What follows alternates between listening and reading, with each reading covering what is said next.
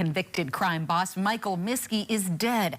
Circumstances are not yet known, but the 50-year-old was found deceased this morning at Honolulu's Federal Detention Center. What happens next remains to be seen in the sprawling criminal and multi-million-dollar forfeiture case that was Hawaii's biggest trial in decades. Miskey was found guilty in July of racketeering conspiracy and 11 other felony charges and murder in connection with the disappearance and presumed death of Jonathan Frazier, a friend of his deceased son, Caleb, who died in a vehicle accident that Frazier survived. It was certainly an astounding verdict that came from the jury after listening to months and months of testimony and evidence. Miskey was awaiting sentencing in January and was in detention at Honolulu's federal prison. Meanwhile, Honolulu EMS initially responded to a medical emergency call at 9:18 Sunday morning and was there nearly an hour. The medical examiner's staff, which handles death cases, took over after that.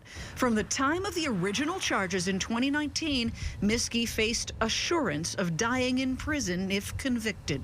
What the prosecution was doing is, we do know that they were seeking a death penalty early on in this case. And as it turns out, that's not what ended up happening. It's not what ended up going forward.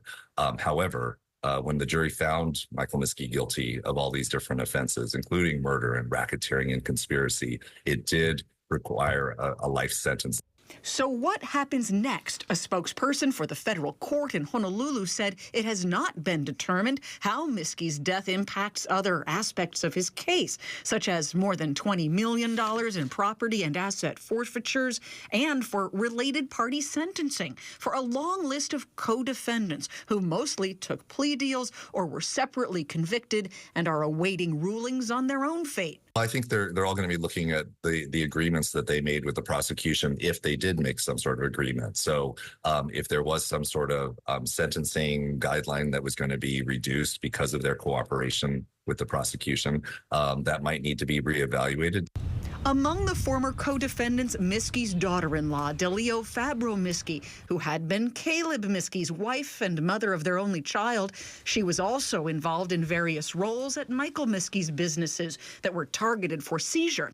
She reached a plea deal and cooperation agreement with the feds last January and was awaiting sentencing herself. So what happens to tens of millions in seized assets that a jury determined to be ill-gotten gains? I'm sure the prosecution is going to be trying very hard to make sure that the fact that the jury found Mr. Miskey guilty means that they can be able to still go forward and seize the assets. I'm sure they're going to have a lot of very strong arguments for why they can do something like that. We've reached out to Miskey's attorneys and his family for comment and to hear more of what they know or want to know about the circumstances surrounding Miskey's death. We would all expect that the Federal Detention Center would be operating all of their facilities at the highest levels, and that they would be taking care of all of their prisoners. I think what the attorneys for Mr. Miskey's estate will probably be asking about is just wanting to know what happened. They'd want to know if they'd want to make sure that there was a full-blown investigation into this, and then they'd be able to evaluate where things go from there. Public record in a case involving a former Miskey associate turned witness describes retaliation and assault behind bars so extensive it required several moves and even solitary confinement.